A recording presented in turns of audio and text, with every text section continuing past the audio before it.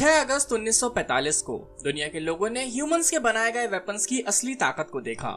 इस दिन दुनिया के सबसे पावरफुल वेपन यानी न्यूक्लियर वेपन को पहली बार वॉर में यूज किया गया था। जापान के हिरोशिमा पर गिराए गए इस बॉम्ब ने 1 मील के रेडियस में हर चीज को मिट्टी में मिला दिया और इससे निकली शॉकवेव इसके आसपास के कई शहरों तक पहुंच गई।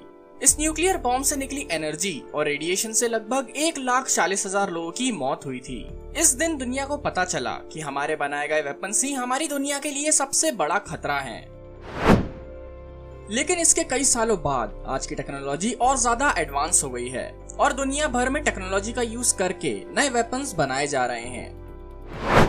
हिरोशिमा में हुई तबाही के बाद भी आज हमने ऐसे बॉम्ब्स डेवलप कर लिए हैं जो हिरोशिमा पर गिरे न्यूक्लियर बॉम्ब से कई 100 गुना ज्यादा खतरनाक हैं, जिन्हें थर्मो न्यूक्लियर वेपन्स या हाइड्रोजन बॉम्ब कहा जाता है। तो हमारे साथ बिल्कुल एंड तक बने रहिए, क्योंकि इस वीडियो में हम बात करने वाले हैं कि हाइड्रोजन बॉम्ब क्या होता है, ये न्यूक्लियर बॉम्ब से कितना खतरनाक है और ये कैसे वर्क करता है।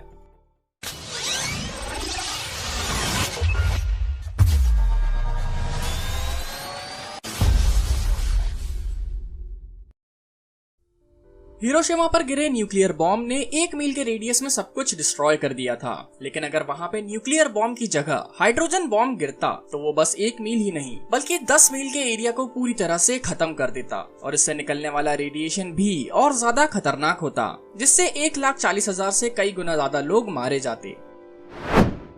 अभी दुनिया में ऐसे 10,000 से भी ज्यादा हाइड्रोजन बॉम्ब्स हैं जो दुनिया को पूरी तरह से खत्म करने के लिए काफी हैं। लेकिन ये बॉम्ब्स आखिर इतने खतरनाक होते कैसे हैं और ये इतनी एनर्जी कैसे प्रोड्यूस कर लेते हैं।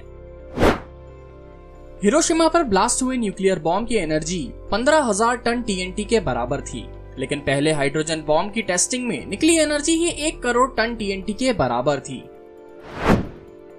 हिरोशिमा पर गिरे एटॉमिक बॉम्ब में न्यूक्लियर फिजन प्रिंसिपल का यूज किया जाता है, जिसमें एटम्स डिवाइड होकर एनर्जी प्रोड्यूस करते हैं। लेकिन हाइड्रोजन बॉम्ब में न्यूक्लियर फ्यूजन प्रिंसिपल का यूज होता है।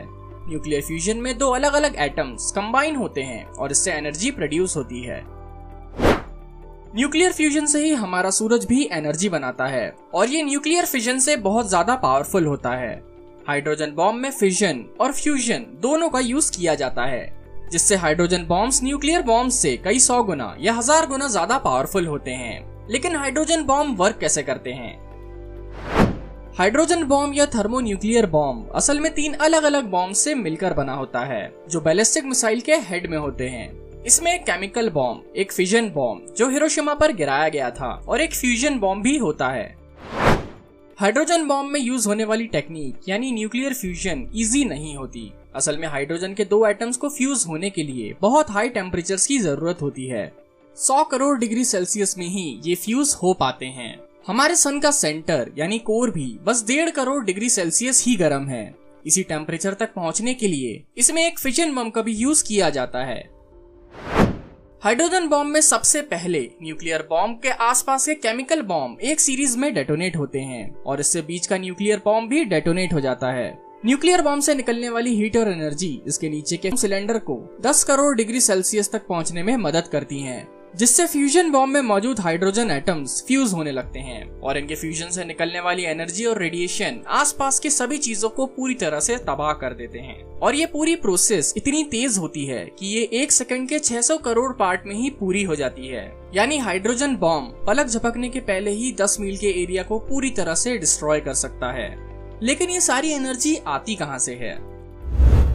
इस बॉम्ब में यूज हुए फ्यूल के एटम्स का टोटल नंबर फ्यूजन से बॉम्ब के फट जाने के बाद रिलीज हुए एटम से ज्यादा होता है। मतलब फ्यूजन के बाद एटम्स कम हो जाते हैं और यहाँ आइंस्टाइन की फेमस इक्वेशन E=mc² यूज होती है। मतलब कम हुए सारे एटम्स असल में एनर्जी में कन्वर्ट हो जाते हैं और इतने बड़े एक्सप्लोजन में बदल जाते हैं।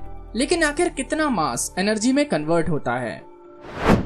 हिरोशिमा पर गिराए गए बॉम्ब ने 700 मिलीग्राम मास एनर्जी में कन्वर्ट किया था, जो बस किसी सिक्के का 1/3 वेट है। इसमें यूज हुआ टोटल यूरेनियम फ्यूल 55 पाउंड्स था।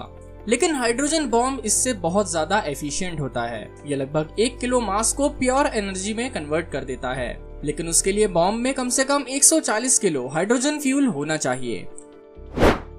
दुनिया में केवल 6 कंट्रीज हैं जिनके पास इतने बड़े हाइड्रोजन बॉम्ब हैं, जो हैं USA, UK, France, Russia, China और इंडिया।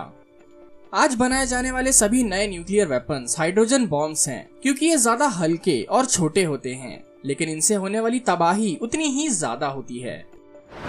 तो आपको क्या लगता है, क्या दुनिया में शांति बनाए रखने के लिए न्यूक्लियर वेपन्स की जरूरत है या इन्हें डिस्ट्रॉय कर देना चाहिए? कमेंट करके हमें जरूर बताएं। उम्मीद है ये वीडियो आप लोगों को पसंद आया होगा और इससे कुछ न कुछ सीखने के लिए जरूर मिला होगा। अगर आप लोगों को ये वीडियो पसंद आया तो लाइक करना ना भूलें। ऐसे ही और इंटरेस्टिंग फैक्ट वीडियोस के लिए सब्सक्राइब करें फैक्ट्स ट्रक।